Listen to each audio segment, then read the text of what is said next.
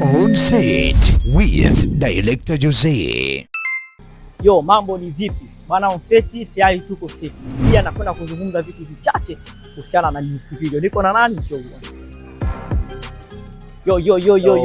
Big bro. How are you bro? You good? Long time no see. Mambo mazuri bro. Hai bwana, tupo mwanangu. Bwana Rusi jakuona na kama 1 year hivi. Au ni? Mambo tukutana kwa skizi. Ndio. Skizi, tusikiza ngoma gani ile Kilimanjaro kama sikosei. Kilimanjaro ya Dogo Nyanja? Yes. Ndio. Mambo ni aje bro? Makama. Kwema. Nyama. Mimi na vitu vichache tu ambavyo nataka tudiscuss. Kwa uzoefu wangu, na mimi naelewa wewe ni msanii ambaye umeshafanya video ya budget ya chini, umeshafanya video ya ya kati, umeshafanya video ya mamilioni ya fedha. Mimi naelewa hiyo. Sasa nataka tuzungumzie kidogo kuhusiana na utofauti wa kufanya video ya budget ya chini na budget ya juu. Tofauti uko vipi kwa wasanii? First of all, mimi napenda kusema kitu kimoja. Unajua kufanya budget ya chini obviously iko hivyo, budget ya chini. Wanga haina budget ya chini, lakini nitafikia namna budget ya chini, ya juu na ya juu. Utofauti wake unakuwa ni kwamba ukiwa unafanya budget ya juu unakuwa na variety ya vitu vingi. Maybe director. Sasa hiyo ni kwa upande wa director sasa. Maybe director anaweza maybe kuweka crew members wengi, watu wengi kwenye crew yake ili kumsaidia kwa haraka. I think time saving ni kitu cha msingi. Ndio maana budget kubwa huwa inasaidia hivyo vitu. So director akija location anakuwa hatumia akili nyingi au nguvu nyingi kwa ajili ya kuweza kufanya mambo yake. Tunakuta labda kwenye crew kuna watu wengi ambao wameweka makeup artists zaidi ya wawili kuweza kufanya mambo ya haraka na nini, mambo ya usafiri, Alafu kingine kwenye budget ya juu, it depends na script yenyewe ilivyo. Kama script yenyewe inataka muende Zanzibar, kwa mambo ya usafiri, malazi na nini kama hivyo. Hii budget ya chini pia inaweza kuwa ni normal, lakini depends. Kama una shoot ka video fulani kadogo, maybe ile celebrity video, haina haja kuweka hela nyingi kwenye ile video, unajua. Lakini ukiwa una shoot budget ya chini vile unahitajika kuwa na creativity normal. Ili kwa sababu hela yako na invest pale na vifaa vyako na invest pale, mtu akiona hii budget, akiona hii video na budget ya chini, lakini kuna video normal. Kwa hiyo Louis, tunataka kusema kwamba ili uwe na video nzuri, cha kwanza ni budget au ubunifu? Cha kwanza au nyimbo? Cha kwanza kabisa ili uwe na video nzuri, sababu tuko kwenye video sasa. Ndio. Hiyo video nzuri lazima uwe na concept normal. Concept ambayo ni msanii au director? Concept sasa ni wote. Sababu kuna wasanii wengine vichekao sio virahisi kuweza kuandika concept, na kuna madirector wengine wao kazi yao sio storyteller. Mwingine yeye ni vision, yani ni mtu ambaye anataka vision kwa video ile vipi, lakini sio storyteller. Kwa mimi ninachokipenda cha kwanza kabisa uweze kuwa na visualization ya video, na hiyo sana ndio toka kwa msanii. Sababu msanii wewe ni mtu ambaye umekaa chini na kuandika ile nyimbo. Kwa hiyo kipindi uko studio unatengeneza ile nyimbo, lazima uwe na vision ya video yako ndio hiyo. Hiyo ndio itamsaidia director kabla ya kufanya video kwa urahisi. Kwa cha kwanza kabisa mimi ninachoona ni idea, visualization. Alafu saidia ndio inazaa vitu vingine vyote, budget. Louis, unamshauri nini underground anapotaka kuanza kuweka nguvu kwenye kazi zake? Je, afanye low budget au apige low budget? Kwa sababu mimi naamini ili msanii aweze kwenda kimataifa, aweze kushindana na game la nje, so ndani. Yaani kuinvest kwenye music video hiyo ni lazima. Ndio. Kwa sababu Louis, wewe umepitia kwenye mlolongo wote. Umeshapitia, nadhani umeshapitia kushoot video ya milioni 1, umeshoot video ya milioni 20, milioni 30, milioni 2, milioni 3 umepitia. Kwa hiyo msanii ili akue cha kwanza kuinvest kwenye music video ni lazima, si ndio? Muhimu. Cha kwanza kabisa investment sasa inategemea. Unaweza kuwa ni msanii ambaye you are promising idea zako ni kali, nyimbo yako ni kali, lakini watu wanataka kuona kwenye video, je, unaapia vipi? Kwa sababu kwenye video pia ni namna msanii anaweza kujiuza kwenye image yake. Na perform vipi mbele ya kamera na nini, anajiuzaje, muonekano wake uko vipi na nini. Ni vitu vya msingi. Sasa kwa msanii ambaye ni mdogo pia it depends sana wewe, ila una team au hauna team. Usijiue kwa kutaka kushoot video za milioni 20 kama Louis au kitu. Lakini brand ya msanii hadi lazima itengenezwe kwa lazima itengenezwe kwa video kali. Lakini kama msanii hauna hiyo pesa ya kufanya video hiyo, ni bora utengeneze videos ndogo ndogo nyingi, kwa sababu tunaona kwa mfano bila bei gani ya 5. No man, unajua hizi cameras na nini, unajua ni watu ambao tunawajua ambao wanazo kamera. Ni wanetu ambao tunawajua na nini. So unaweza kuona at least, yani upcoming at least budget yake kwa kuanza. Tunamzuia ile upcoming ameanza. Yani at least video yake upcoming ambaye ana usimamizi, ambao mwenyewe. Hata tuseme ambaye hana usimamizi, anajitafuta yeye. At least unajua ukiwa na milioni 2 anapata video nzuri. Kwa sababu sasa hapo sasa ndio maana kuja sasa kuna masuala lazima ya concept. Okay. Unaweza ukaenda tu indoor, unajua. Kwa lazima ujiminye hapo kulingana na budget yako. Kwa sababu milioni 2 itakupa kamera ambayo ina quality kali. Milioni 2 itakusaidia kupata watu ambao wanafanya color grading nzuri. Milioni 2 itakupa ndani ya milioni 2 hiyo. Wewe ushoot video ya milioni 2. Bro, mimi nimeshoot hizi lyric video. Unakaa milioni 2. Milioni 2. Okay. Na milioni 2 kwa sababu kuna mwanangu alinipa kamera, unajua. Okay. Anipa kamera kwa mimi, kuna mtu mwingine namjua yupo Ghana, namtumia dola 250 akanifanyia color. Utanipata. Mtu wako mwingine graphics mpaka 200,000. Ni wana ambao tunajuana. Lakini kama unajitafuta na hauna budget ya aina hiyo, sio lazima ujitafute utafute milioni 10 ili mambo yako yaende. Msanii upcoming ambaye anataka kuja anatakiwa focus sana promo. Ni bora utie hela yako milioni 10, 20, 30 kwenye promotion kuliko kuinvest sana kwenye video. Kwa sababu gani? Brand yako inakuwa haijakuwa bado. Watu bado hawajaanza kukujua. Kuna level akifika na uwezo wa video. Kuna level unatakiwa ufike msanii ndio utumie budget milioni 40, 30 na 50. It doesn't make sense mimi leo na introduce msanii leo. Sawa, nichutie video milioni 40. Umeelewa? It doesn't make sense. Ila kwa msanii huyo pia anaweza kutumia hiyo milioni 40 na naye video 5. Sasa depends ni video za aina gani. Ni video za kumfanya za watu kufocus na image yake tu. Kwamba jamani sura yake ndio hii hapa. Hataki vitu vingine, sura yake ndio hii. Sasa sawa, tuachane na haya. Kuna hili swala la wanamuziki bwana. Anaweza kumwambia wewe, "Jo, ibidi shoot video bwana. Fresh concept nini mtakubaliana akakupa hela. Na shoot hii Jumamosi. Mwanangu Jumanne video itoke." Yaani kwa nini wasanii mna hiyo tabia? Kwa nini? Yaani mwanangu Jumatatu video ipande. Kwa nini? Kwa sababu kwa kitu kuacha kushuti, kuedit pia kuna muda lazima umpe director muda wa kufanya wa kukata vizuri, wa kufanya color grading vizuri. Asiwe na ile pressure kwamba watu tumesha shoot mwanangu, baada ya siku 4 chumba tupa lipande mwanangu, umesha upload mwanangu. Yaani hiyo mwanangu inabidi twende tu. Yaani kwa nini wasanii wengi wana hizo mambo? Cha kwanza kabisa. Mimi nimefanya kazi na Nigeria, mtu anakulipa milioni 20 na shoot video. Anakuuliza video unanipa lini? Yaani yeye ndo anakuuliza video unanipa lini? Unamwambia bwana video yako baada ya wiki 2 au wiki 3. Akwambia okay, it's okay. Ukishampa video kila kitu imekamilika, amekurekebisha nini, yeye ndo anapanga plan ya kurelease. Lakini kwetu kuna tofauti. Kama msanii akishakulipa hela, amekulipa huyu amenipa hela Jumamosi. Jumatatu anataka video yake na kasha upload audio kwenye digital platform na hataki kuelewa bwana Jumanne jioni nataka video itoke na kasha posti, yani hapo yeye hataki kuelewa. Kwa nini inakuwa ni hivyo? Yani kwa nini tunafanya kazi kwa pressure sana? Cha kwanza kabisa mimi ninachopenda kusema, mimi binafsi sio mtu wa aina hiyo. Mimi napenda ukija ukiniambia bwana tunashoot video nitakupa baada ya wiki 2. Sipendagi video yangu ikae wiki 2 sababu video zikae wiki 2 sio movie. Umeelewa? Yaani wewe upendi video zikae wiki 2. Sitaki video kae muda. Kwa nini kae muda mrefu? Kwa nini? It doesn't make any sense. Kwa sababu ngoja leo nikwambie kitu kimoja. Umeshoot Jumamosi. Unataka video Jumatatu inawezekana. Sasa hizo baada ya wiki mimi at least siku 7. Kwangu mimi at least siku 7. Tunashoot video Jumamosi, Jumamosi leo nije video yangu. Kwa sababu ni reasonable kabisa. Tumeshoot leo, either kesho umechoka, unataka kufanya kazi yote. Bora ukiambia siku 7 unatoa kabisa. Mimi siku 7. Mimi niko open. Na marekebisho yako no. Sasa kunipa first cut. Ndani ya siku 7. Ndani ya siku 7. Labda bwana siku 6 mpaka siku 7 at least umenipa first cut. Hapo comfortable kabisa. Ipo comfortable. Ukinipa first cut ile pale, inawafuatia sasa na marekebisho bwana, hii color imezidi au hiki imefanya hiki. Unajua video nyingi utapata first cut kabla ya color grading. Ndio yes. Kwa ukishapata first cut bwana, hii sio asipenda sura yangu ivoonyesha hapo. Ni visani vichache vidogo. Ambapo vitu tunaweza kufanyika ndani siku moja. Na unaweza kufanya hivyo kesho kutwa ukafanya color, siku inafuatia ukanipa video. Rangi unatoa siku ngapi kwa ajili ya rangi? Kwa rangi natoa siku 2 kwa sababu unajua siku 2. Mbona tatizo? Unajua wewe kwa mimi utashindwa kupata mavideo kama kina Wizkid, kina Burna Boy kwa sababu ya time. Director tunaminywa. Yaani director anaminywa kiasi kwamba anakuwa yuko free. Yaani director anafanya kazi kwa pressure kwamba wewe bwana huyu anapiga simu. Yaani Lui anapiga simu hapa. Ngoja kitu kimoja. Color grading anapigiwa simu. Wewe sikia nakuja na video ya Lui. Sasa hivi hakikisha umeshafanya rangi. Umesikia? Kama video wewe ndio una direct. Wewe ndio una edit.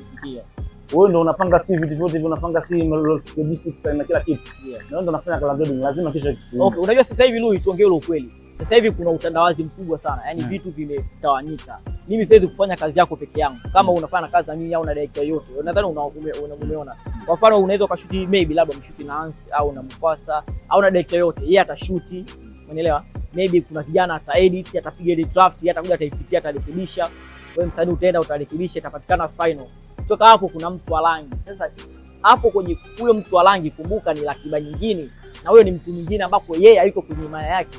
Alafu umempa ndani siku 7 hizo. Sasa vipi akikucheleweshea? Hapana, sio ndani ya siku 7. Yaani siku 7 zikishaisha mkishanipa video final kwanza, sio final. Okay, ushaona face yangu umenipa. Ndio narudi pale pale wiki mbili inawezekana. Mimi nafanya kitu kimoja. Mimi huwa napenda kutoa idea kala ambazo mimi nataka.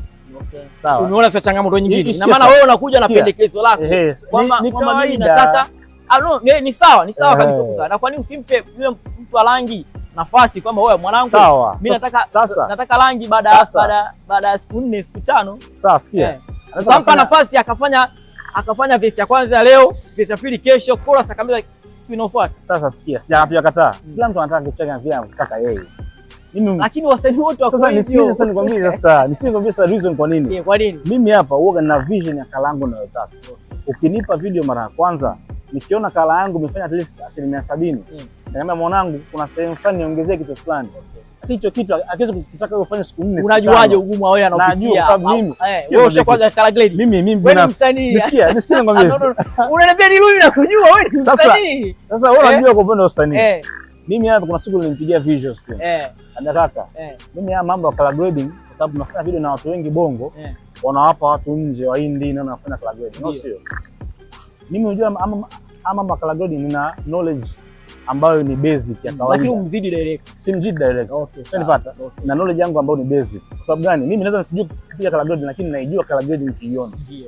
Mimi nakwambia color grading ya uijui, wewe unachofanya Lui kwa kukwambia. Yaani wewe unachofanya unajiangalia wewe kwamba hapa mimi nimekamilika. Sio kwamba unajua color grading. Nikikuuliza color grading jinsi ilivyo nisije kama unaweza kuniambia. Lakini kitu unachofanya Lui, unajua nini? Unajua mimi sasa hivi hapa nataka niwe natural. Kuna kitu hakiko, yaani unajua vitu vichache lakini sio kama unajua color grading. Sawa. Ndio maana nakwambia mimi najua vitu basic. Unapata? Najua vitu basic. Ukiniambia nikuelezee kuhusu kubalance mwanga na nini, hivyo naweza nikakuelezea. Unapata? Lakini mtu akiniletea color grading ile ambayo mimi nilikuwa television, kwanza ngamba mwanangu sikia. Tofauti na mtu mwingine ambaye hajui color grading. Kwa mimi nitakapomwambia atanielewa direct kwa sababu mimi at least najua vitu. Naambia mwanangu hii contrast punguza. Nipata ngimwambia hivyo ataelewa vipi msanii ambaye hajui color grading. Sasa wasanii ambao hawajui color grading, hiyo tatizo jingine.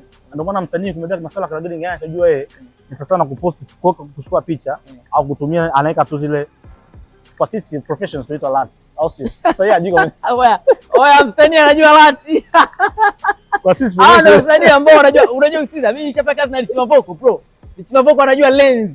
Akwambia video yangu nataka ushuti na lens hii na kamera hii na kaandika kabisa hivi. LUTs kaka zipo za aina nyingi. Kwanza kununua unaweza mwenyewe. Ni kama presets za kwenye muziki. Bwana. Noma. Msanii anajua LUTs Kwa hiyo ndio wangu. Kwa hiyo mimi hapa au sio? Nitamwambia bwana sikia ndugu yangu, mimi nilikuwa napenda kala yangu hiyo sehemu fulani ionekane warm lakini warm isizidi sana kwa sababu ngozi yangu ni nyeusi. Ukitia warm nyingi itakuwa mwekundu. Yaani pale saturation itazidi. Kwa hiyo nipunguze mpaka negative kadhaa. Positive at least naweza ngambia. Nafikiria sasa hivi sidhani kama kuna director anatumia LUTs. LUTs zimeshapita na wakati au sio? Lakini wapo ambao wanatumia za kununua za bei nyingi. Hapa sidhani. Wapo. Bro wapo. Yaani wapo. Acha tu, wewe usijie. Okay, kwa hiyo tunarudi pale pale, tunahitaji muda kwenye kazi zetu. Ndio. Tunahitaji at least mtu ametoa wiki 2. Wiki 2 ni reasonable kwa sababu wiki 2, wiki ya kwanza ile ni kutoa video, wiki ya pili kuna mwingine anaweza kaja katikati akabadilisha mawazo. Kwa sababu mimi video nilikuwa nataka niweke na lyrics. Katikati akata mkudiscuss hilo vitu. Moto nyingine hiyo. Umenipata? So at least hizo wiki 2 ni reasonable. Umeona? Okay. Sasa Lui, kuna swali jingine ambalo mimi binafsi nimelitafakari, nimeligundua. Pia nalifanyia research kutaka kujua ni kwa nini. Unajua ukirudisha miaka 3 nyuma, sasa hivi music video zimekuwa, wafuatiliaji wamekuwa wachache, views zipo lakini wafuatiliaji wamekuwa wachache, kiasi kwamba unaweza kumpata mtu hapo uniambie bwana kuna video fulani, umeona video ya NS ilivyoita, unaweza kumpata mtu kaambia hebu nieleweshe kilichokuwa mule ndani, akakwambia nimemwona Lui anacheza kwenye maji kwenye vioo na madensa, lakini asielewi ile storyline au asiwe amefuatilia ile storyline. Hiyo inatokana na nini? Nini? Kwamba sasa hivi tumewapa watazamaji kitu ambacho sio uwezo wao, au tuko nyuma, au tumeenda mbele zaidi. Mimi napenda kusema kitu kimoja. Unajua sasa hivi tupo katika dunia fulani ambayo vitu vinaenda flash way. Vitu vinaenda haraka haraka. Unajua uwepo wa Instagram, uwepo wa Snapchat, TikTok, huu ndio ambao unakuja kuua music videos. Kwa sababu mimi sasa hivi nyimbo nyingi za wasanii wengi naziona Instagram. Kwa mfano kama mwanangu Uzo akitoa nyimbo. Mimi si mara mwisho nini kwenda kwenye YouTube kuangalia nyimbo ya Uzo nikasearch. Lakini nikienda kwenye Instagram yake nitakutana na nyimbo yake kipande. Kipande nikiangalia kipande naridhika. Umeelewa?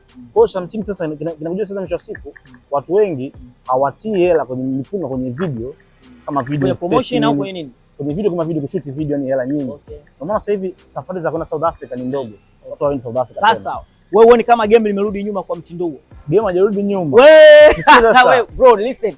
Hivi unaweza kwenda kushindana na Wizkid kwa lyrics video? How? Mfano, nipe mfano. Ngoja ngombe mfano. Sawa. Wizkid na video yake moja ameshoot amekaa tu ndani, anazunguka zunguka. Au sio? Kwa nini umefanya hivyo? Kushoot video sana, au sio? Zikawa nyingi sometimes huwa inaboa. Video nyingi inaboa. Kwa msanii. Video nyingi inaboa. Kwa msanii kwa video nyingi na nini zinaboa. Especially video inakuwa haiboi pale umeshoot video, alafu reaction yake ni kubwa, watu wanapokea views nyingi. Hapo inakuwa haiboi. Yaani video kwamba kwa mfano labda upo kwenye gari tu mwanzo mwisho. Hiyo ni nzuri. Hiyo yani no. Kufanya video nyingi yani kama kwa msanii leo na shoot video mengi. I make sense. Kumbe inafika inaboa. Kumbe unafika kwa nini nyimbo story tu bila. Anaiboreka hapo ni nani? Anaiboreka ni msanii. Kwani yeye anaboreka nini? Sababu pia anatoa sio kwa ajili yake, anatoa kwa ajili ya fans. Kwa hiyo anaboreka nini? Sasa kuna level unafika kama msanii utoi kwa ajili ya fans. Unatoa kwa ajili yako. Kwa ajili yako. Nisikize sasa. Hivi vitu vyote vipo. Mbona kama mimi sasa hivi naimba kila kitu kwa ajili ya mashabiki. Yes. Kwa mtu anafika anasema hii ngoma ni noma. Mimi naitoa tu watu wasipoelewa watu wajue wenyewe. Kwa ajili yako. Hiyo ipo. Wizkid kuna nyimbo nyingine kama ile Ujue Legba. Ile alitoa tu kwa sababu tu anaitoa tu nyimbo ambayo anapenda yeye. Alitoa kwa ajili yake na ikaenda ikahit kwa ajili ya mashabiki.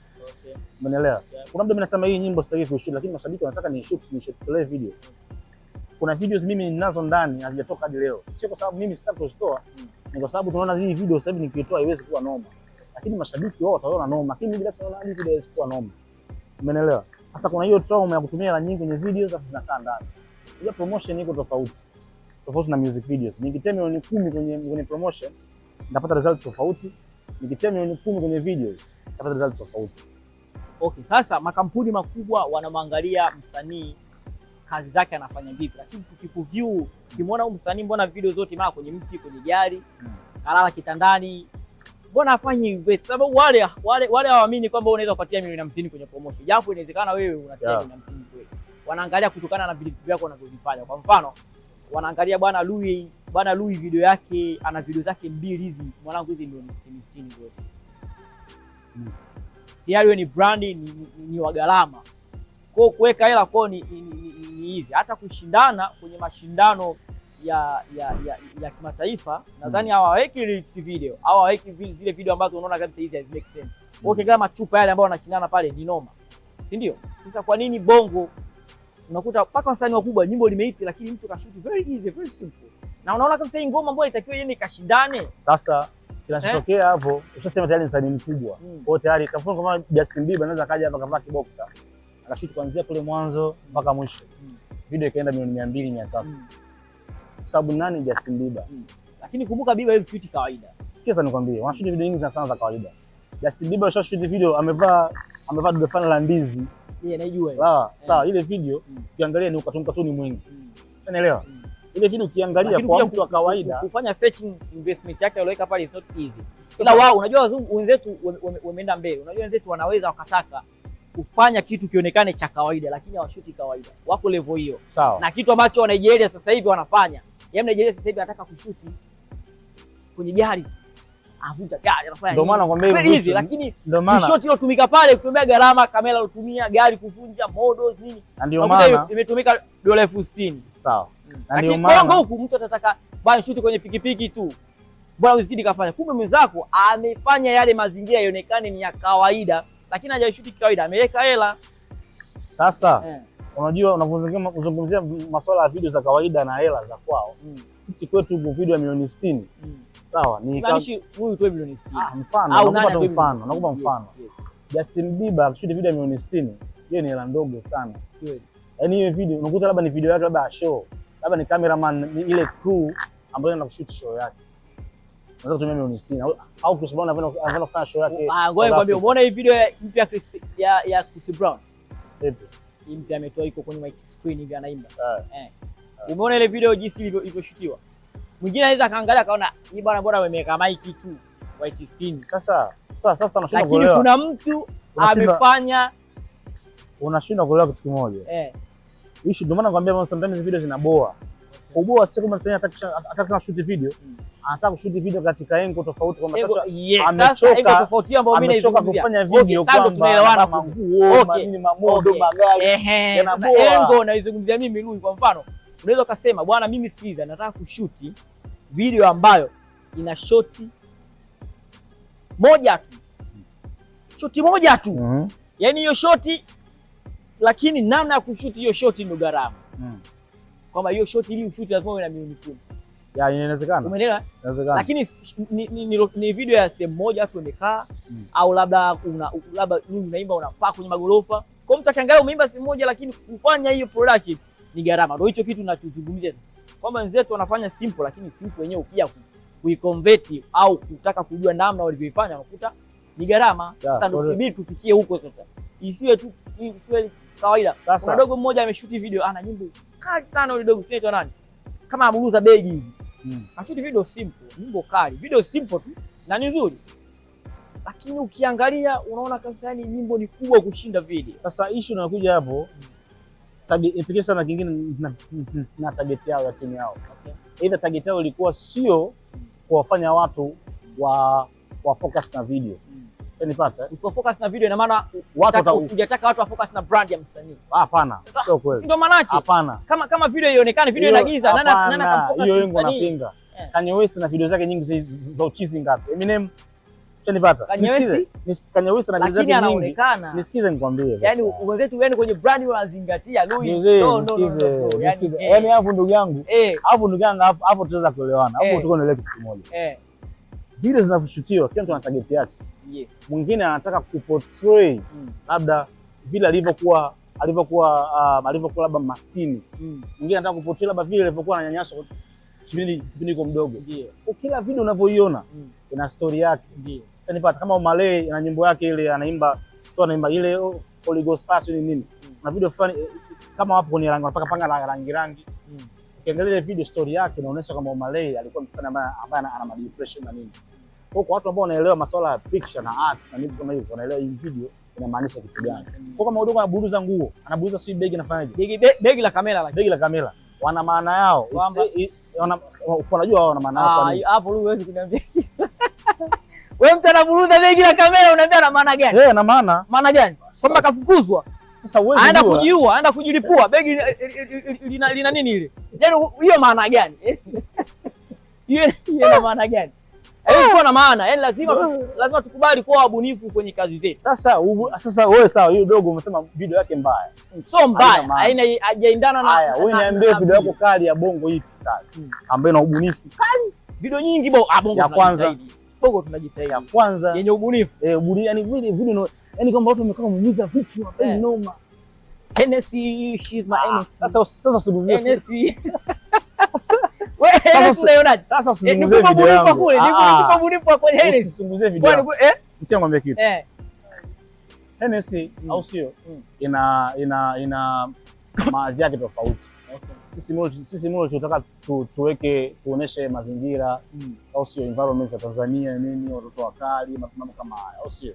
Nazungumzia creativity, ni kwamba kitu ambacho ukitegemea kwamba atakiweka kwenye video. Umeelewa? Kutegemea kama ungeshoot kwenye vioo ile bro. Au tuzungumzie nini? Video yenye ubunifu kwa Masava ina ubunifu.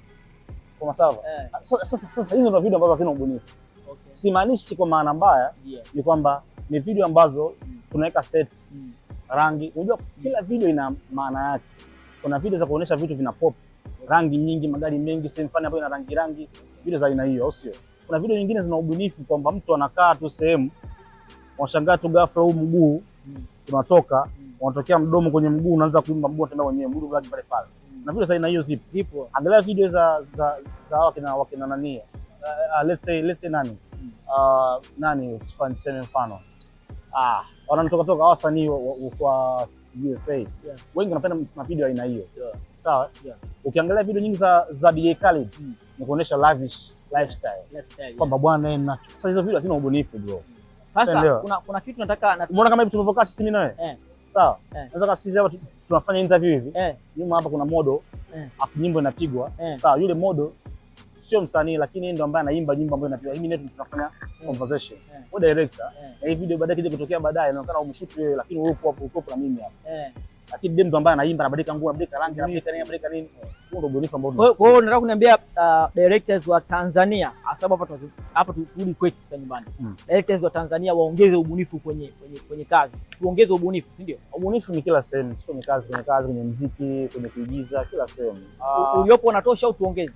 Uliopo upo, tuongeze. Unajua bwana, ifike tu bwana, tusiwekeke vitu ambavyo vinaandika. Sababu director yeye anachokinga cha kwanza ata save shilingi ngapi kwenye ile ambayo umempa. Bro, hapa na challenge ya maswali 5 ambayo na unataka kuyajibu kila swali moja unajibu ndani ya sekunde 10. Sekunde 10. Na maswali haya yanatokana na kazi zako ambazo umefanya. Na kazi 2 tu ambazo nimezisave. Umeona pamoja na Enis. So una sekunde 10 kwenye kila swali. Swali la kwanza ambayo naenda kukuuliza, nitajie clip ya mwisho ya kwenye video ya Enis. Clip ya mwisho kwenye video ya Enis ni clip za Madensa Njonigu. Madensa Njonigu. Ndio clip ya mwisho. Kwenye video ya Enis ulivaa nguo ngapi? Enis ulivaa nguo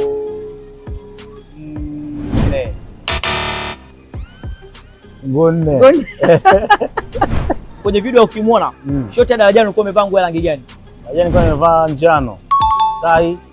Tai nyeusi, shati jeupe ndani, koti la njano, strips nyeusi, chini suruali nyeusi ya njano, kiatu cheusi. Kwenye video ukimwona baada ya scene unagombana na mwanamke, mmegombana. Demo aliondoka pale. Aliondoka na gari la rangi gani? Demo aliondoka na gari anaona gari jeusi.